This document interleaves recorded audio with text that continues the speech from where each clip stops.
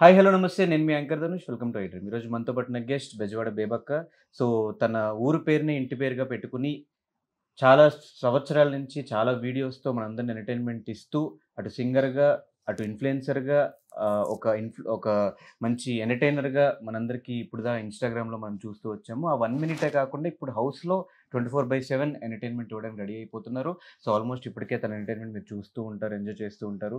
అసలు తనెవరో తెలుసుకోవడం కోసం ఇంటర్వ్యూ ప్లాన్ చేశానన్నమాట. ఇంకేమాత్రం లేట్ చేయకుండా ఇంటర్వ్యూ స్టార్ట్ చేద్దాం.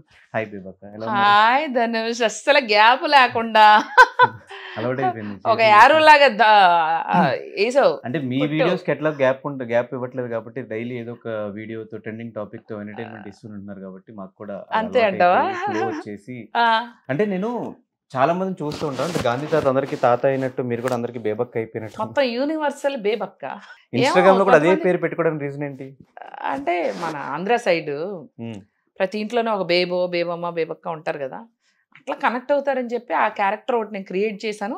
ఇంకా ఆ క్యారెక్టర్ నా పేరు అయిపోయింది, ఇంకా అదే కంటిన్యూ అయిపోయింది. ఇంకా ఎక్కడ కాన్స్టెంట్ గా సింగరా, యాక్టరా, లేదంటే ఇన్ఫ్లుయెన్సరా, ఇప్పుడు కట్ చేసి మళ్ళీ బిగ్ బాస్, ఏంటి చేంజెస్, వేరియేషన్స్? అంటే అంటే చిన్నప్పుడు బేబీగా ఉన్నప్పుడు డాడీ ఒకటే మాట చెప్తుండేవారు, తల్లి నువ్వు ఇది అది అది ఇది అని కాదు, మల్టీ టాలెంటెడ్ హ్యూమన్ బీయింగ్గా ఉండాలని చెప్పి ఉన్నారనమాట. ఓకే, ప్లాన్ చేసుకుంటూ అవుతున్నాయా లేదంటే go with flow only always. నువ్వు బాగా స్కెడ్యూల్లో బాగా టైంకి వస్తావు. Punctuality is equal to Dhanush. బాగా 10 minutes ముందు వచ్చాయి. ఇప్పుడు నిజం చెప్పు, 1 hour you need to be punished. So చూడు, ఎస్ అంటే పక్కన టాపిక్ కూడా చేంజ్ చేయాలి. నా మీదకి వస్తున్నప్పుడు ఆబ్వియస్‌గా చేంజ్ చేయాలి. చెప్పు. సో ఈ చేంజెస్ ఏంటంటే ప్లాన్ ప్రకారమా లేదంటే అనుకోకుండా అవుతున్నాయే కంటిన్యూ చేసి? అనుకోకుండా అవుతుంది Dhanush. I never expected all of this. చాలా వరకు అలా ఈవెన్ లాఫ్టర్ ఛాలెంజ్ లో యాజ్ అ స్టాండప్ కమెడియన్ చాలా యాంకరింగ్, ఒక 700 షోస్ ఏమో అనుకో అలా కొట్టుకెళ్ళిపోతున్నా ఈ ప్రవాహంలో. మరి ఏం జరిగిద్దేమో తెలియదు కానీ మొత్తానికి బాగానే ప్రయాణం అయితే సౌకర్యంగా, సవ్యంగా, ఒక అదిగా జరుగుతుంది. అసలు గోల్ ఏంటి, ఏమవుదామని? అంటే ఇది అది అనుకునే బదులు ఎలాగూ భగవంతుడు మనకు రాసి ఉంచుతాడుగా, ఇదే అవుతామని అదే అవుతా. ఎందుకు అనుకోవడం? అలా ఏం లేదు. Entertainer basically, I want be an entertainer. అసలు ఈ ఫ్లో ఎక్కడ స్టార్ట్ అయింది అని? లాంగ్ టైం ఎక్కువ Dhanush. Performing in US also కదా. అయితే నువ్వు ఇందాక అన్నావు కదా గోల్ ఏంటని. నేను ముసల్దాన్ని అయిపోయే వరకు కూడా, ఓల్డ్ ఏజ్లో కూడా, ఒకవేళ నేను అమెరికాలో ఉన్నాను అప్పుడు, అక్కడ మాకు ముసలోళ్ళందరికీ ఏంటంటే చక్కగా ఈ బింగో క్లబ్స్ అని ముసలోళ్ళ క్లబ్స్ ఉంటాయి, అందులో కూడా యాంకరింగ్ చేయాలి, ముసలోళ్ళందరినీ చేర్చి.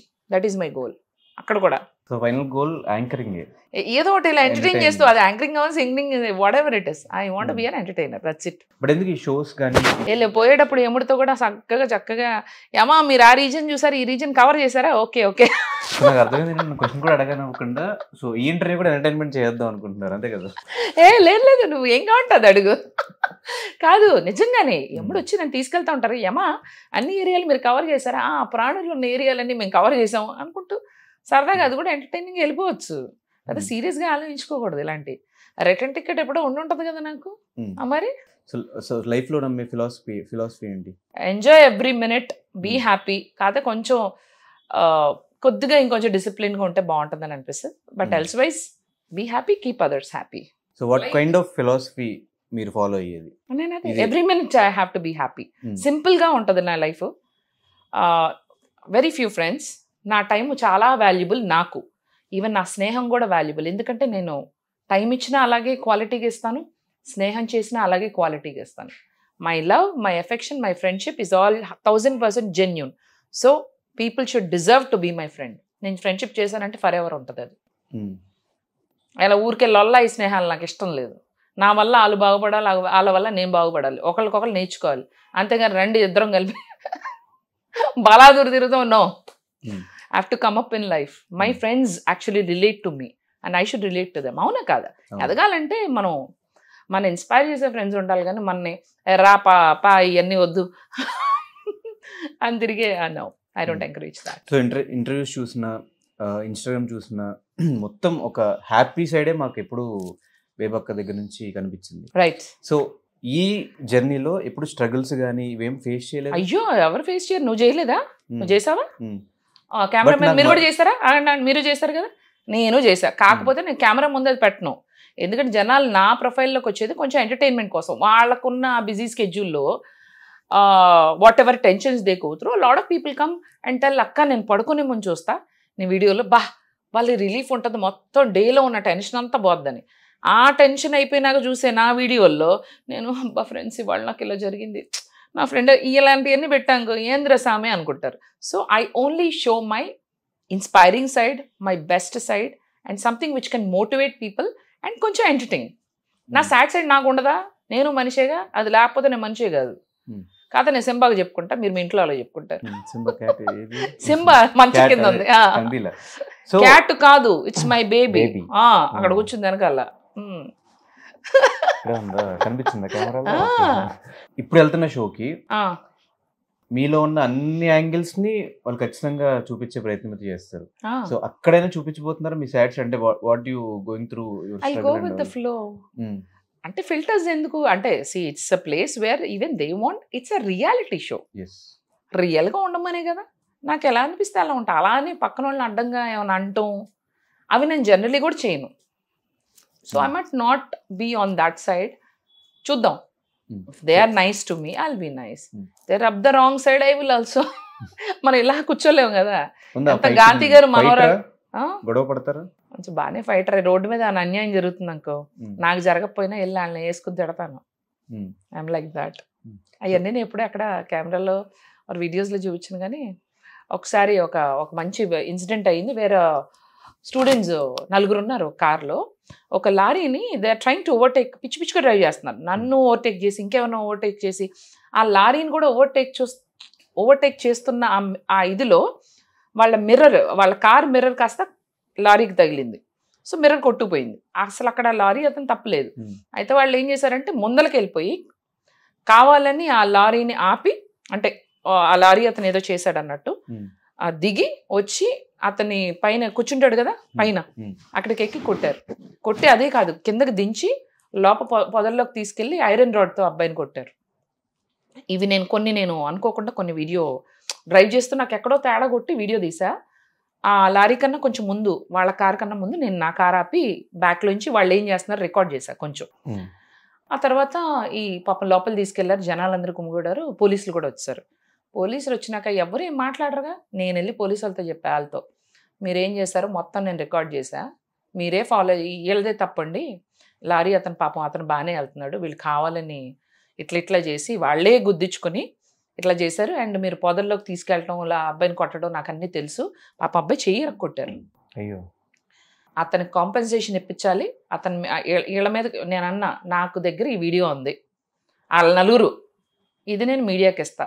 No madam sorry, apologise to him. అందరినీ ఆ లారీ, ఇది ఏ ఇంటర్వ్యూలో చెప్పలా, ఆ లారీ డ్రైవర్కి అపాలజైజ్ చేయించి అతన్ని హాస్పిటల్ తీసుకెళ్ళి, హాస్పిటల్ నుంచి ఆ లారీ డ్రైవర్ నాకు ఫోన్ చేస్తాడు, అమ్మ మేడం ఇట్లా పైసలు ఇచ్చినారమ్మా, ట్రీట్మెంట్ కూడా చేయించుకోమన్నారని. There you go. నేను ఇవన్నీ చెప్పకపోతే పోలీసులు ఏం చేసేవాళ్ళు పాపం తెలియదు కదా, జనరలీ పెద్ద బండిని మిస్టేక్ అనుకుని తీసుకెళ్ళిపోతారు. యాక్చువల్లీ నా దగ్గర అన్ని వీడియోస్ లేదు, ఎందుకంటే తీయలేకపోయాను, కానీ ఉన్నాయని చెప్పా. But I felt so happy, I still have that video, I never posted it. ఆ చేసింగ్, దాని తర్వాత కూర్చుని ఇలా జరిగిందని వాళ్ళు నన్ను బతిమాలుకున్నాను, మేడం మేము స్టూడెంట్స్ అయితే మరి మీ లిమిట్లో ఉండాలి, మీరు ఇలా ఎందుకు చేశారు, ఈ వీడియో నేను బయట పెడతాను కావాలంటే, వద్దు మేడం అని. పోన్లే, ఇంకెప్పుడైనా ఇలాంటివి చేశారో తాట తెస్తా, నేను ఒక పోలీస్ ఆఫీసర్ లాగాలని. అంటే సారీ మేడం వాళ్ళేమనుకున్నారు, నేను ఎవరికి మఫ్టీలో ఉన్న పోలీస్ అనుకున్నారేమో నన్ను. అలా బిహేవ్ చేశా. ఇంకోటి మన హైటెక్స్, మా ఇంటికి వచ్చేటప్పుడు హైటెక్స్ జంక్షన్ లోంచి వచ్చావు కదా, ఆర్చ్ లోంచి మధ్యలో మనకి చెట్లన్నీ వేసారు, కుండీలు కూడా పెడతారు, ఇంత కుండీలు జంక్షన్ లో. ఆ రోడ్డు మొత్తం కుమార్లోకి వచ్చాక మొత్తం ఈ 1 కిలోమీటర్ కుండీలు పెడతారు. అర్ధరాత్రి బాలాదూరు తిరుగుళ్ళు అంటే వెళ్ళి కొంచెం ఇడ్లీ దోశలు తింటాం, ఇది ఇష్టం కదా. సో బయటకు వెళ్ళి నేను అలా తింటూ ఇంటికి వస్తుంటే ఒకళ్ళ కుండీలు దొంగలిస్తున్నారు, ఆటోలో పెట్టుకుని పట్టుకుపోతున్నారు కుండీలు. ఒరే ఇవి కూడా పట్టుకుపోతారా కుండీలు, మీరేం చేసుకో, ఇంత ఉన్నాయి, అవి కూడా అమ్ముకుంటారేమో. నేనేం చేశాను తెలుసా, వాళ్ళు కూడా చేసి వీడియో తీసి ఆపి, అప్పుడు వీడియో ఇలా ఆపేసాను, వాళ్ళ ముందు ఇలా ఆపి క్యా కర్ రా, నికాల్ సబ్ ఫోన్ చేయనా, పోలీసులు ఫోన్ చేయనా, అదే నైన్ నైన్ మేడం నైన్ నీ కాలు దగ్గరుండి కుండీలు మళ్ళీ ఎక్కడి నుంచి తీయించారు అక్కడి నుంచి పెట్టించి ఇంటికి వచ్చారు. ఝాన్సీ లక్ష్మీబాయి లాగా లేడీ ఫైటర్. కింద కూడా మా ఇంటి ఎదురుకుంటా కన్స్ట్రక్షన్ అర్ధరాత్రి చేస్తున్నారు Dhanush. You not suppose to do construction in the middle of the night where it's disturbance. 2 o'clock కొంచెం చేస్తుంటే నేను వెళ్ళి కిందకి వెళ్ళి చెప్పినా కూడా వినట్లేదు. పోలీసులు వెళ్తున్నారు ఇటు, పోలీసులు లేపా, మీరు వాళ్ళు తిట్టండి, అలా చెప్పండి, ఆపండి, ఇట్స్ ఇల్లీగల్ అంటే వాళ్ళు పాపం చక్కగా చెప్తున్నారు మంచిగా. బాబు ఇట్లా అంటే మీరు ఇట్లా కాదండి, ఎంత మీరు ఫ్రెండ్లీ పోలీస్ అక్కడ రాసి ఉంటుంది కదా, మీరు ఎంత ఫ్రెండ్లీ పోలీస్ అంటే ఎంత ఫ్రెండ్లీగా ఉండకండి, మీరు తిడతారా లేదా వాళ్ళని అని చెప్పినాక వాళ్ళు ఆపారు. అట్లా అన్యాయం ఎక్కడైనా ఉంటే సహించేది లేదు, భరించేది లేదు, యాక్షన్ తీసుకునేదే. మరి ఏం జరుగుద్ది